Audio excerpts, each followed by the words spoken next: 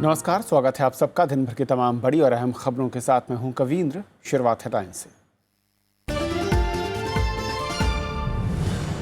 NSG में भारत की सदस्यता पर चीन का खुला विरोध, कहा सियोल बैठक में एजेंडे में नहीं है मुद्दा, सदस्य देशों में मतभेद का दावा।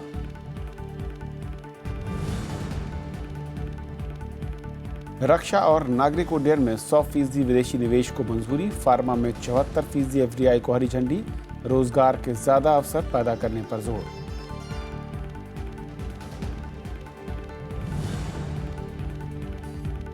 उत्तर भारत के ज्यादातर राज्यों में जोरदार बारिश, विदर्भ और मराठवाड़ा के सूखा पीड़ित इलाकों में मानसून सक्रिय, मुंबई में अगले 24 घंटों में भारी बारिश की आशंका।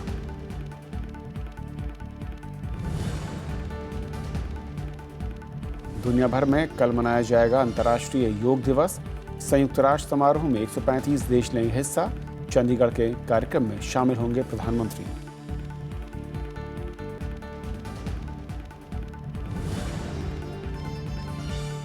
और बम धमाकों से दहला अफगानिस्तान, मिनी बस पर आत्मघाती हमले में 14 नेपाली सुरक्षा गार्डों की मौत, बंगशा बाजार में विस्फोट से 8 की मौत।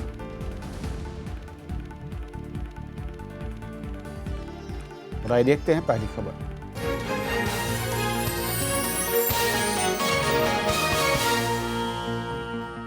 प्रत्यक्ष विदेशी निवेश पर सोमवार को केंद्र सरकार ने एक बड़ा फैसला लिया।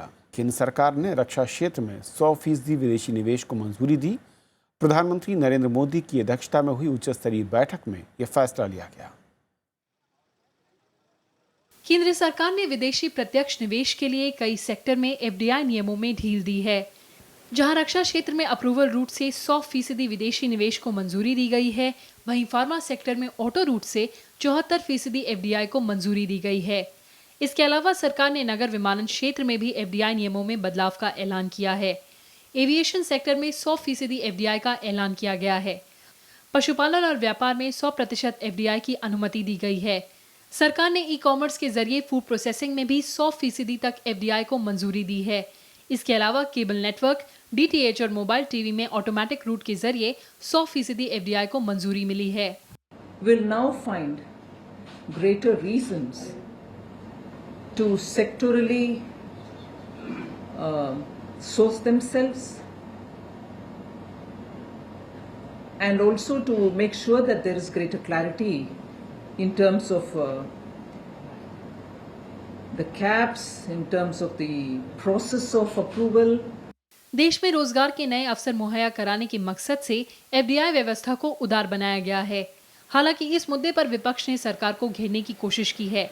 विपक्ष ने इसे जल्दबाजी में लिया गया फैसला बताया है। हालांकि जानकार इस फैसले का स्वागत कर रहे हैं। ये पैनिक रिएक्शन है और इससे ज्यादा कोई अर्थव्यवस्था में परिवर्तन नहीं आने वाला है, क्योंकि डोमेस्टिक इन्वेस्टमेंट जब तक नहीं बढ़ेगा तब तक हमारी अर्थव्यवस्था में सुधार नहीं आएगी। डेफिनेटली फायदेमंद है, क्योंकि हमारा एम क्या है, हमने मेक इन इंडिया प्रोसेस इसीलिए चलाया था ताकि लोग यहाँ पर आए, बनाएं। देश में हाल के सालों में निवेश में इजाफा हुआ है। 2013-14 में जहां 36.04 बिलियन डॉलर का निवेश हुआ, तो वहीं 2015-16 में ये बढ़कर 55.46 बिलियन डॉलर हो गया। हाल के सालों में ये सबसे ज्यादा प्रत्यक्ष विदेशी निवेश रहा है। सरकार के ताजा फैसले से आने वाले दिनों में एफडीआई में और इजाफा होगा। कृति मिश्रा, राज्यसभा टीवी। तो एफडीआई में जो बदलाव किए गए हैं, इस पर और बातचीत करने के लिए हमारे साथ वरिष्ठ पत्रकार राजेश पड़िया साहब हैं। राजेश जी, बहुत बहुत स्वागत है आपका। सबसे पहले तो मैं यही समझना चाहूँगा कि 90 के दशक में जब दरवाजे खोले गए खुले बाजार के, वो एक पहला चरण कहा जाता है, और जब एफडीआई मैं कहूँ 100% उन क्षेत्रों में जहाँ पर कहा जाता था कि बंदिश रहनी चाहिए, रक्षा जैसा क्षेत्र, नागरिक उड्डयन जैसा क्षेत्र, वहाँ पर भी अब खोल दिए गए हैं। कैसे देखते हैं आप इसे? देखिए, जहाँ तक एफडीआई खोलने का संबंध है, धीरे धीरे वो बढ़ते ही जा रहा है। मनमोहन सिंह जी का जो समय था 10 साल का, उसमें भी कई सेक्टर खोले गए, अब खोले गए। मुद्दा ये आ रहा है कि इस समय देश में और मौजूदा गवर्नमेंट की जो नीतियाँ हैं, उसमें जो टारगेट्स रखे गए हैं, ग्रोथ का है, निवेश का है, रोजगार के अवसरों का है, और जिसके लिए इतनी पूंजी चाहिए, तो उसके अलावा इस समय मौजूदा स्थिति में कोई विकल्प भी नहीं दिखता है। तो इसलिए कई जो क्षेत्र खोले गए हैं वो है तो शेर की सवारी। उसमें जो आप जैसा उसका उपयोग कर पाएंगे वो आपके ऊपर है। ऐसा नहीं है कि उसमें खतरे नहीं है, लेकिन खतरे हर एक चीज़ में होते हैं। आप उनको कैसे टैकल करते हैं ये एक मुद्दा है, वो आगे का विषय है। जहाँ तक डिफेंस की बात है, डिफेंस में जो 100% खोली है वो पहले तो ऑटोमेटिक रूट में 49% था, उसे बढ़ा के आप 100% किया है, लेकिन उसमें अप्रूवल की ज़रूरत है। लेकिन उसमें जो उन्होंने एक नया शब्द जोड़ा है कि उसमें स्टेट ऑफ आर्ट टेक्नोलॉजी होना चाहिए। इसका मतलब ये है कि हिंदुस्तान बड़ी भारी मात्रा में और वर्ल्ड का सबसे बड़ा इम्पोर्टर है हथियारों का। यदि जिस प्रकार के हथियार हम इम्पोर्ट करते हैं, यदि उस किस्म की यूनिटें आती हैं, उसमें FDI आता है या यूनिट्स खुलते हैं, तो एक फ़ायदा तो ये हो सकता है कि उसमें आपको विदेशी मुद्रा की बचत हो, क्योंकि वो आपके देश में ही बनेंगे। उसमें एक आगे का पर्सपेक्टिव ये भी है कि वो एक्सपोर्ट भी हो सकते हैं। लेकिन मुद्दे की बात यह है कि वो किस क्षेत्र में आ रहे हैं, कौन सी टेक्नोलॉजी आ रहे हैं। डिफेंस में ये देखा गया है कि बहुत जल्दी कोई टेक्नोलॉजी का ट्रांसफर करता नहीं है। तो ये अब बार्गेनिंग है, कौन कितनी बार्गेनिंग कर लेता है उस पर निर्भर है। लेकिन यदि ऐसा होता है फाइनली कि स्टेट ऑफ आर्ट टेक्नोलॉजी आती है तो फ़ायदा तो होना है। क्योंकि अब ये खतरे से छुई बन के बैठे रहना कि इससे खतरा पैदा हो जाएगा, वो तो है, उसको कोई डिनाई नहीं कर सकता है। लेकिन उसके बिना गुजारा भी नहीं है। यदि एक्सपोर्ट वाला चांस इसमें बढ़ता है तो दूसरी एक बड़ा मुद्दे की बात ये है कि इसमें एम्प्लॉयमेंट कितना बढ़ेगा। मुझे लगता है सरकार का फोकस शायद इसी पर है, निवेश और एम्प्लॉयमेंट बढ़े। देखिए दिक्कत क्या आ रही है कि हमारे देश में जितनी बड़े अवसर एम्प्लॉयमेंट के चाहिए, रोजगार के चाहिए, जो यहाँ की आबादी है, यूथ निकल के आ रहा है, यूथ कंट्री कहा जाता है, उस हिसाब से जो निवेश आ रहा है वो हाईली कैपिटल इंटेंसिव है, यानी कि उसमें बहुत पूंजी लगती है। उस हिसाब से उतने रोजगार के अवसर आएंगे कि नहीं जो भारत को सेटिस्फाई करें, यहाँ के यूथ को सेटिस्फाई करें और गवर्नमेंट को भी सेटिस्फाई करें। गवर्नमेंट का टारगेट बहुत बड़ा है, तो वो एक देखने वाली बात होगी किस क्षेत्र में आते हैं, कितना एम्प्लॉयमेंट होता है। ये एक भी डिफेंस सेक्टर की लेकिन देखने वाली ये कहा जा रहा है कि और जो आज बदलाव किए हैं सरकार ने, उसके बाद FDI के मसले पर भारत दुनिया में सबसे खुली अर्थव्यवस्था हो गया है। ऐसे में रिस्क बढ़ गया, जिसकी आपने जिक्र किया है। लेकिन जो हम एक सपना देख रहे हैं, जो कि एक्सपर्ट मानते हैं कि वो क्षेत्र खोले गए हैं जो लिक्रेटिव दिखते हैं, लेकिन क्या उनके ज़रिए वो मंसूबे पर आप पूरे कर पाएंगे? जो आंकड़ा आप 8% विकास दर की बात हो रही है, निवेश की बात हो रही है, या फिर रोज़गार बढ़ाने की बात हो रही है, क्योंकि दुनिया के अलग अलग देशों में इस वक्त हालात बहुत, मैं कहूँ कि अच्छे तो नहीं हैं, खराब की तरफ बढ़ते हुए दिखते हैं। देखिए ये भारत के लिहाज से प्लस पॉइंट भी है। विदेशों में इस समय मंदी फैली हुई है, वहाँ डिमांड नहीं है, वहाँ नए कल कारखाने खोलने की इतनी दरकार नहीं है, लेकिन वहाँ की पास पैसा है अभी भी। जो वहाँ की कैश रिच कंपनियाँ हैं, बड़ी बड़ी कॉरपोरेशंस हैं, वो अपनी प्रॉफिटेबिलिटी को बनाए रखने के लिए उन्हें निवेश करने की दरकार। उस दृष्टि से देखें तो आज भारत एक अच्छा डेस्टिनेशन है, क्योंकि यहाँ ग्रोथ रेट भी है, यहाँ आबादी भी है, और यहाँ क्योंकि हमारी पर कैपिटा इनकम कम नहीं है, उस लिहाज से हम सब चीज़ों का मार्केट देखें तो यहाँ स्कोप तो है। और उसमें कैसे वो आते हैं, सबसे बड़ी बात ये देखिए, एक अप्रूवल होता है, उसको फिर धरती पर उतरना है। क्योंकि ये जो इसमें जो है, ये एक और इसमें डिफेंस में किया है कि जो छोटे आर्म्स एक्ट होता है, आर्म्स एक्ट 1959, उसमें नहीं था, ये उस पर भी लागू है। यानी कि आप जो छोटे हथियार बनाते हैं और गोला बारूद बनाते हैं, वो भी आप उसमें भी अलाउ किया है। तो उसकी भी दरकार है, लेकिन उसमें कैसे ट्रांसलेट होता है, किन क्षेत्रों में आता है, कब तक आता है, ये देखने वाली। और पशुपालन जैसे क्षेत्र मैं कहूँ कि खोले गए हैं पहली बार, क्या मायने, क्या ये माना जाए कि इन सेक्टरों में भी विदेश में जो कंपनियां हैं उनके पास एक्सपर्टाइज है, हम पीछे हैं और सरकार उनको देश में लाना चाहती है, या फिर कुछ दूसरा मकसद भी है इसके पीछे? नहीं, देखिए देश में जो खास तौर से पशुपालन है, हॉर्टिकल्चर है, फूड प्रोसेसिंग इंडस्ट्री है, ये सब एक दूसरे से जुड़े हुए हैं। इसमें हमारे यहाँ पोटेंशियल तो बहुत है, इसमें कोई दो राय नहीं। अब आप ये देख लीजिए, हमारे यहाँ साग सब्जी होती है, वो खूब होती हैं, लेकिन हम उन्हें स्टोर नहीं कर पाते, खराब हो जाती है। तो ये एक उसके लिए पूंजी की जरूरत है। इस क्षेत्र में आएगा कि नहीं आएगा? डेयरी, अब जैसे पशुपालन में आया तो एक उससे जुड़ा हुआ सब्जेक्ट डेयरी प्रोडक्ट है। हिंदुस्तान में दूध ज़्यादा है, दूध की कमी भी हो जाती है, दूध से रिलेटेड जो चीज़ें बनती हैं, अधिक पैसा वहाँ आता है, उससे एक्सपोर्ट को बल मिलता है। ये एक ऐसी इंडस्ट्री है जिसका स्कोप बहुत है, यहाँ से रोजगार के अवसर डिफेंस की बजाय इन क्षेत्रों में ज़्यादा है और पूरा ग्रामीण अर्थव्यवस्था भी इससे इंटीग्रेट हो सकती है। लेकिन इसमें कितना आएगा, किन क्षेत्रों में आएगा, कहाँ सेफ्टी, वो देखेंगे। देखिए, जो भी पैसे का चरित्र है, चाहे देसी पूंजी हो चाहे विदेशी, हर आदमी पूंजी पर रिटर्न चाहता है, उसकी सुरक्षा चाहता है। इन दो लिहाज से ये सेक्टर चूंकि ज़्यादा फैला हुआ है और उसमें रिस्क फैक्टर भी है, लेकिन इसमें स्कोप बहुत है इंडिया के हिसाब से भी और एक्सपोर्ट के साथ। सर, एक आखिरी सवाल, जो टाइमिंग है, क्या आपको लगता है कि इस वक्त करेक्ट सही टाइमिंग है इस तरह के फैसले लेने के लिए, भारत जैसे जो एनवायरनमेंट है इस वक्त देश में? देखिए, ये नवंबर 2015 में लगभग ये सब सेक्टरों में चीज़ें बढ़ाई गई थी। उनमें से 3 सेक्टरों में 100% अप्रूवल के रूप से बढ़ाई गई हैं। लगभग 74-49% सेल्फ अप्रूवल तो नवंबर में ही आ गया था। इस समय टाइमिंग का ये है कि इस समय देश में जो स्थिति चल रही है और एक विशेष परिस्थितियों में एक ये भी है कि हिंदुस्तान में जो पेस है रिफॉर्म का, वो रुक नहीं रहा है, वो बढ़ रहा है। तो ये निवेशकों का, विदेशी निवेशकों का कॉन्फिडेंस जीतने के लिए, उनको और आगे प्रोत्साहित करने के हिसाब से लिया गया कदम है।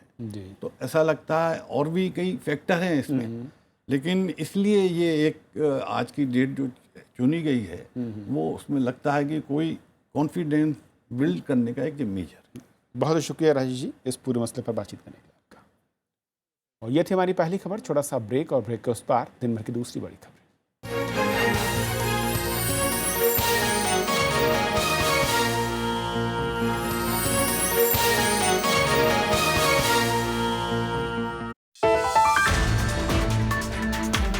क्या है अफगान पाक रिश्तों में तनाव का सच? तोरखम सीमा पर छिड़ा विवाद। अफगानिस्तान के भारत से सुधरते रिश्ते। देखिए देश देशांतर में अफगान पाक तनाव, आज रात 8:30 बजे।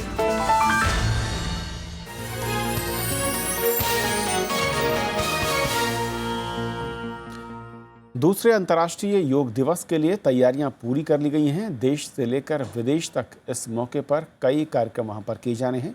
संयुक्त राष्ट्र के कार्यक्रम में 135 देश एक साथ योगा करते नजर आएंगे। तो वहीं चंडीगढ़ में प्रधानमंत्री नरेंद्र मोदी हजारों लोगों के साथ योगाभ्यास करेंगे।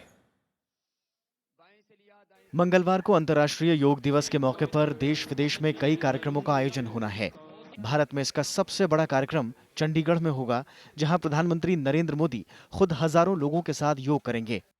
उन्होंने योग दिवस से एक दिन पहले सूर्य नमस्कार से जुड़ा डाक टिकट भी जारी किया। हमने 30,000 कैपेसिटी का ग्राउंड लिया था, वहाँ के एडमिनिस्ट्रेशन दिया था, लेकिन हमारे पास 1 लाख से भी ज़्यादा रजिस्ट्रेशन आ गए, लोग ज्वाइन होना चाहते थे। तो बाकी उसमें उन लोगों को हमने दूसरी जगह शिफ्ट कर दिया है। इतना बड़ा इंतजाम है। दिल्ली में भी बड़े स्तर पर योग दिवस मनाने की तैयारियां की गई हैं। आयुष मंत्रालय ने एनडीएमसी के साथ मिलकर कनॉट प्लेस के सेंट्रल पार्क में कई तैयारियां की हैं। इस मौके पर केंद्रीय मंत्रियों समेत कई दिग्गज मौजूद रहेंगे। योग दिवस से एक दिन पहले भी कई जगहों पर कार्यक्रमों का आयोजन किया गया। दिल्ली के तालकटोरा स्टेडियम में केंद्रीय मंत्री स्मृति ईरानी ने राष्ट्रीय योग ओलंपियाड में पुरस्कार भी वितरित किए।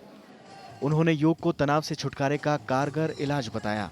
एक तरफ मन ऊंची उड़ान लेता है, लेकिन साथ ही आज एकेडमिक स्ट्रेस के जमाने में ये आज महत्वपूर्ण हो गया है कि मन को शांति की, ठहराव की और स्थिरता की भी बहुत बहुत जरूरत है। संयुक्त राष्ट्र ने पिछले साल एक प्रस्ताव के जरिए 21 जून को अंतर्राष्ट्रीय योग दिवस घोषित किया था। विश्व संस्था के मुख्यालय ने इस मौके पर अपनी इमारत के बाहर योगासन मुद्रा वाली तस्वीर भी प्रदर्शित की है। The most important, of course, is to have a very large number of participants from a very diverse group. For the first time, more than 135 countries are going to be represented at the yoga event on 21st. वहीं दूसरी तरफ बिहार के मुख्यमंत्री नीतीश कुमार ने योग की सफलता के लिए शराबबंदी का मंत्र अपनाने की सलाह दी है। उन्होंने कहा कि भारत में योग के सही परिणाम तभी सामने आएंगे जब मोदी सरकार बिहार की तर्ज पर पूरे देश में शराब पर प्रतिबंध लगाने की घोषणा करेगी। लेकिन कौन से योग का प्रचार कर रहे हैं? शराब के साथ योग का नहीं चल सकता है। अगर वाकई योग के हिमायती हैं तो शराब को बंद कर दीजिए और कम से कम भाजपा शासित राज्यों में बंद कर दीजिए। हम लोग भी आपके साथ खूब ढोल बाजा के साथ जाएंगे कि योग करो, अगर शराब बंद कर दीजिए। मंगलवार को दूसरा अंतर्राष्ट्रीय योग दिवस मनाया जा रहा है और भारत सरकार ने देश दुनिया के कोने कोने तक योग की गूंज पहुंचाने की तैयारी पूरी कर ली है। इस मौके पर चंडीगढ़ और दिल्ली के अलावा देश के कई हिस्सों में एनडीए सरकार के मंत्री भी लोगों के साथ योग करते नजर आएंगे। कृति मिश्रा के साथ विशाल दहिया, राज्यसभा टीवी। मंगलवार को होने वाले योग कार्यक्रमों की तैयारियों के साथ साथ सरकार ने खास तौर पर पोशाक भी तैयार करवाई है। सरकार का मानना है कि इस कदम से लोगों को योग के साथ खादी के साथ जोड़ा जा सकता है। बाजार में मौजूद खादी की दुकानों में इन पोशाकों को आसानी से खरीदा जा सकता है। इस बार अंतर्राष्ट्रीय योग दिवस पर खादी और ग्रामोद्योग आयोग बड़ी भूमिका निभा रहा है। आयुष मंत्रालय ने आयोग से मंगलवार को होने वाले कार्यक्रम के लिए विशेष किट तैयार करवाई है। राष्ट्रीय डिजाइन संस्थान ने इस किट में पुरुष और महिलाओं के लिए खास तौर पर पोशाक तैयार की है। किट में योग मैट, नैपकिन, तिरंगा झंडा और खादी की माला शामिल है। आयोग ने इस पोशाकों पर 30% छूट की व्यवस्था भी की है। बाजार में खादी भवनों से इन किटों को 1500 रुपए की कीमत पर खरीदा जा सकता है, जबकि महिलाओं के लिए इसकी कीमत 1350 रुपए रखी गई है। जम्मू कश्मीर है, ये अपना नॉर्थ ईस्ट है, सिक्किम तक हमने मटेरियल भेजा है और इसके साथ ही जो लोकल कस्टमर्स हैं हमारे, उनमें भी बहुत उत्साह देखा जा रहा है। डेली की सेल हमारी करीब 50% इंक्रीज हुई है। पिछले साल अंतर्राष्ट्रीय योग दिवस पर चाइनीज मैटों के इस्तेमाल की खबरों के बाद सरकार की खासा किरकिरी हुई थी। लिहाजा सरकार ने इस बार मेक इन इंडिया कार्यक्रम पर जोर देते हुए स्वदेशी किटों को इस्तेमाल करने का फैसला लिया है। इस बारे में राज्य सरकारों को भी स्थानीय निर्माताओं द्वारा तैयार की गई किट उपयोग करने के निर्देश जारी किए गए हैं। कि खादी सही माने में स्वदेशी का प्रतीक है और योगा हमारी भारतीयता का प्रतीक है। दोनों का समुचित और सामंजस्य निश्चित रूप से लोगों को प्रेरित कर सकने में सक्षम होगा। दरअसल योग आसन के लिए अभी तक विशेष रूप से कोई पोशाक तय नहीं है।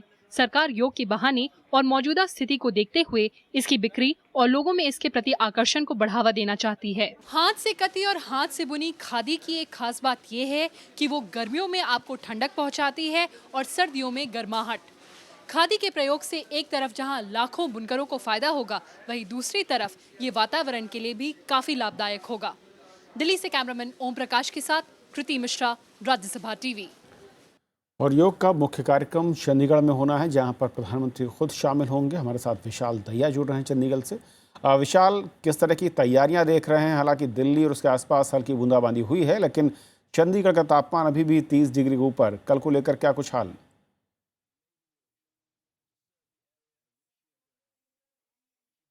जी बिल्कुल, केवल दिल्ली और उसके आसपास नहीं कविंद्र, अब से थोड़ी देर पहले यहाँ चंडीगढ़ में भी हल्की बूंदाबांदी हुई है, लेकिन ये सब रुकावट नहीं होगा। कल होने वाले कार्यक्रम में तैयारियां पूरी कर ली गई हैं और अधिकारियों से जो हमारी बातचीत हुई उसके मुताबिक इस बात का भी अच्छा खासा ध्यान रखा गया है कि अगर कल सुबह भी इसी तरह हल्की बूंदाबांदी होती है या मौसम में कोई खराबी आती है तो उसके लिहाज से उसके चलते भी कोई रुकावट पैदा ना हो, इसके इंतजाम पूरे कर लिए गए हैं।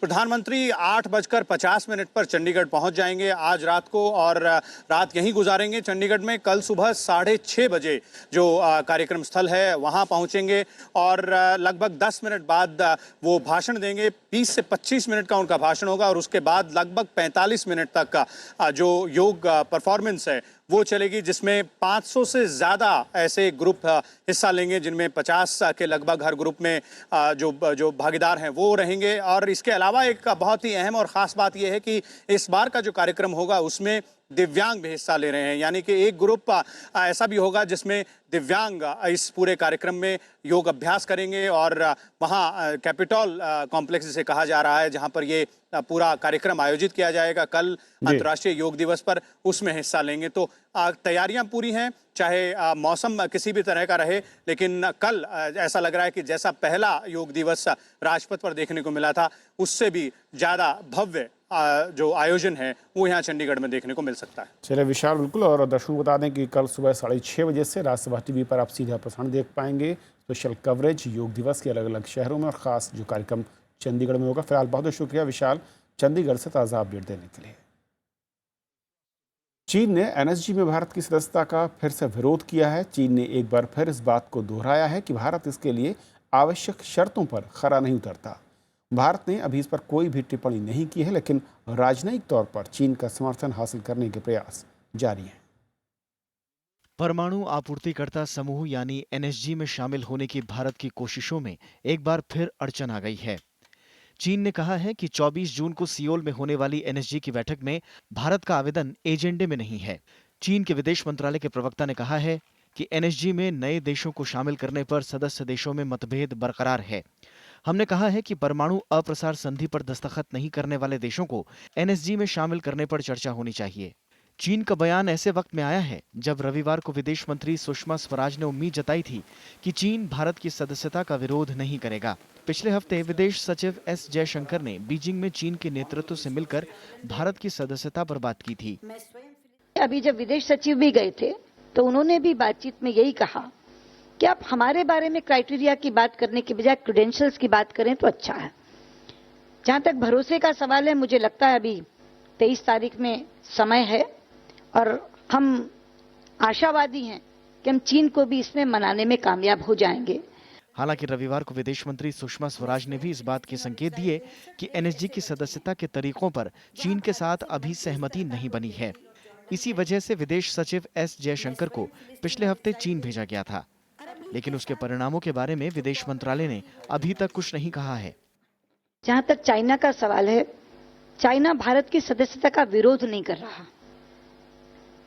चाइना क्राइटेरिया, प्रोसेस आदि की बात कर रहा है। अमेरिका और रूस सहित एनएसजी के ज्यादातर सदस्य देश भारत को शामिल करने का समर्थन कर रहे हैं। माना जा रहा है कि तुर्की, दक्षिण अफ्रीका और न्यूजीलैंड भी इस मसले पर चीन के साथ हैं। इस बीच पाकिस्तान ने भी एनएसजी में सदस्यता के प्रयास शुरू कर दिए हैं, जिसे चीन का परोक्ष समर्थन प्राप्त है। हालांकि भारत ने पाकिस्तान की सदस्यता का अभी तक विरोध नहीं किया है, लेकिन ये कहा है कि इस मामले में भारत की विश्वसनीयता पर ध्यान दिया जाना चाहिए। अखिलेश सुमन, राज्यसभा टीवी। दिल्ली में बीजेपी और आम आदमी पार्टी के बीच राजनीतिक बयानबाजी तेज होती जा रही है।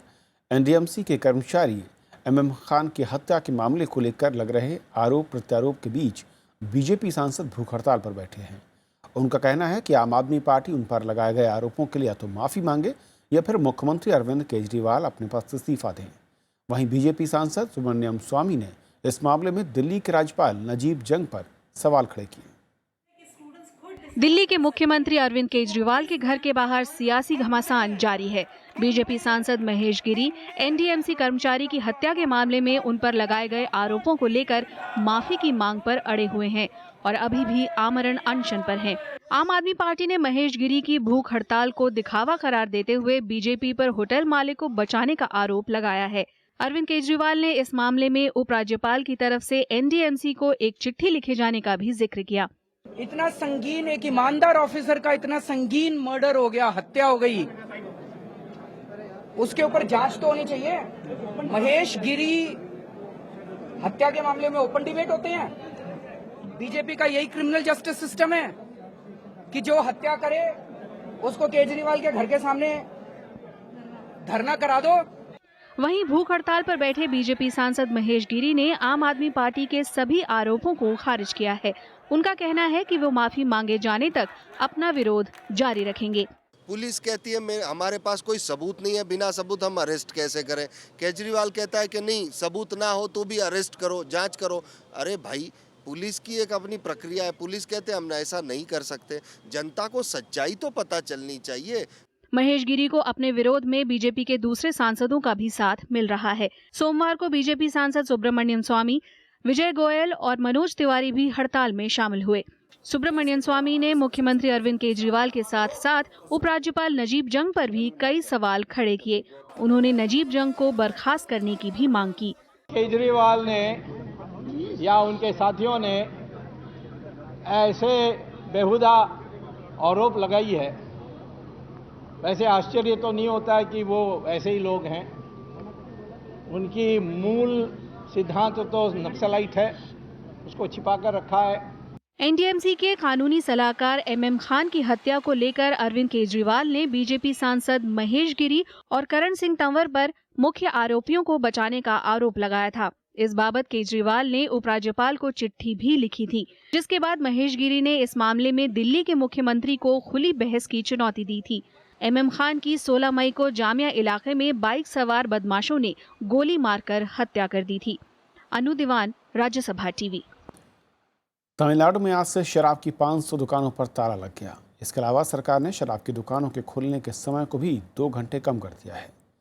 राज्य में शराब की दुकानें अब दोपहर 12 बजे से रात 10 बजे तक खुली रहेंगी, जबकि पहले ये सुबह 10 बजे से रात 10 बजे तक खुलती थी। मुख्यमंत्री जयललिता ने पिछले महीने विधानसभा चुनाव प्रचार के दौरान शराब पर धीरे धीरे प्रतिबंध लगाने का वादा किया था। गुजरात और बिहार समेत भारत के कई राज्यों में शराब पर प्रतिबंध है। दिल्ली समेत NCR में आज हुई बारिश लोगों के लिए राहत लेकर आई। झमाझम बारिश से दिल्ली NCR में जहां मौसम खुशगवार हुआ, वहीं पर तापमान में थोड़ी गिरावट दर्ज हुई। उधर पूर्वोत्तर भारत में मानसून पूरी तरह से सक्रिय हो गया है। बिहार के ज़्यादातर इलाकों में बारिश का सिलसिला जारी है। वहीं पश्चिम बंगाल, ओडिशा, आंध्र प्रदेश में मानसून पहले ही दस्तक दे चुका है। मौसम विभाग ने अगले 24 घंटे में आंध्र प्रदेश के तटीय इलाकों में भारी बारिश का अनुमान जताया है। कई महीनों के बाद पानी के लिए तरसते विदर्भ में बारिश का इंतजार आखिरकार खत्म हो गया। मौसम विभाग ने विदर्भ और महाराष्ट्र के ज़्यादातर इलाकों में अगले 1 से 2 दिन में भारी बारिश का अनुमान जताया है। महाराष्ट्र के 90% इलाकों में मानसून सक्रिय है। रिजर्व बैंक का नया गवर्नर चुनने के लिए सरकार कोई सर्च कमेटी गठित नहीं करेगी। PTI के मुताबिक जुलाई के आखिरी तक रघुराम राजन के उत्तराधिकारी की घोषणा होगी। नए गवर्नर के चयन का काम जारी है। PTI के मुताबिक सरकार 6 नामों पर विचार कर रही है, जिनमें भारतीय स्टेट बैंक के प्रमुख अरुंधति भट्टाचार्य से लेकर रिजर्व बैंक के पूर्व डिप्टी गवर्नर सुबीर गोकर्ण तक शामिल हैं। वहीं आर्थिक मामलों के सचिव शशिकांत दास और मुख्य आर्थिक सलाहकार अरविंद सुब्रमण्यम भी दौड़ में शामिल हैं। रघुराम राजन का कार्यकाल 4 सितंबर को खत्म हो रहा है। राजन ने दूसरा कार्यकाल न लेने का उन्होंने घोषणा की हुई है। अफगानिस्तान में आज हुए 2 आत्मघाती बम धमाकों में 22 लोग मारे गए, जबकि बड़ी संख्या में लोग हताहत हुए।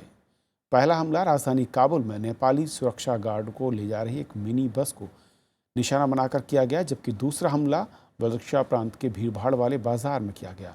हमले की जिम्मेदारी तालिबान ने ली है। राजधानी काबुल सोमवार को दोहरे बम धमाके से दहल उठी। आतंकियों ने पहला हमला विदेशी सुरक्षा कर्मियों को ले जा रही मिनी बस को निशाना बनाकर किया। जलालाबाद की ओर जाने वाली मुख्य सड़क पर किए गए हमले में 14 लोग मारे गए, जबकि बड़ी तादाद में लोग हताहत हुए।